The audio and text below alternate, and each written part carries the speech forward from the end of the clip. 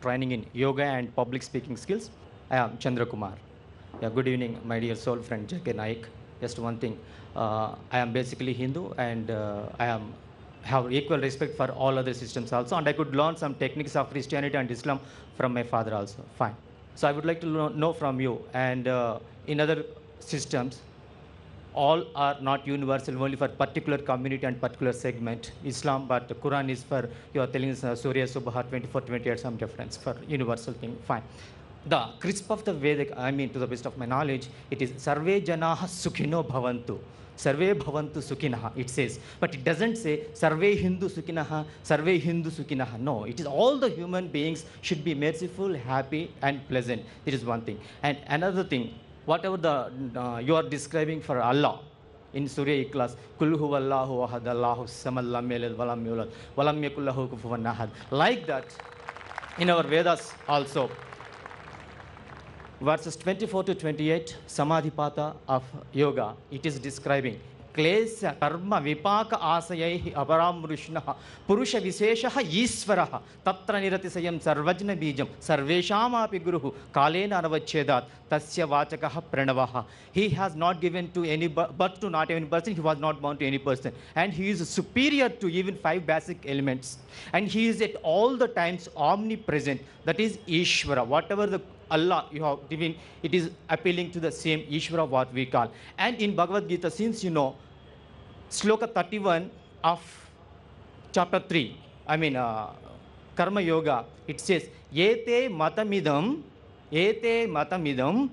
for manavaha Shraddhavayo anasuyatom muchente api karmabhihi. What he says, whoever follows my religion, all the human beings, Lord Krishna says, not only the Hindus who follow, all the human beings who follows my words of Bhagavad Gita, I am with them.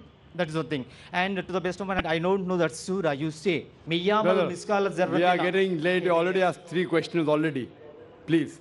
You have asked 1 question. The police is saying the time is up. We have to respect the law. Otherwise, they say I'm not a good Muslim. I got the chit that I have to end by 10:30. 10:30 is already up. I'll just try and reply in brief. All these questions are answered on the website. You can go to my video cassettes. I'll give you a copy of Similarity with Islam and Hinduism. The brother said, I'll answer in short. For more details, refer to my other cassettes. The brother said that even Hinduism says that sukh for whole of humanity. Brother, I said that whenever the scriptures came, it came for that time and for those people. That means sukh for whole of humanity of that time. Of that time. Not till eternity. Otherwise, your Hindu scripture wouldn't have said there is a Rishi to come. If everything was mentioned in the Vedas, why will the Vedas say Antim Rishi will come for what? If the Vedas mention all the truth, why will they say one more Rishi going to come for what? So this proves that the Veda did say about human being, but for that time. It doesn't say it for the whole of humanity forever. So all the scriptures, when they say another Rishi is going to come, that means he's going to come to say something else. In the Quran it says Prophet Muhammad sallallahu alaihi wasallam is the last messenger.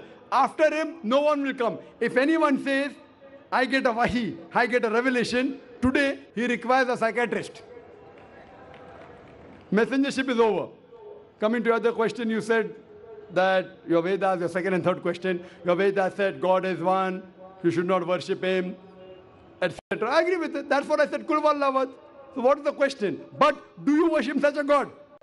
You said you believe in Kul Wallahu, God is one, who is not begotten, who has got no image, there's nothing like him. So I am asking you, yes, I believe in that.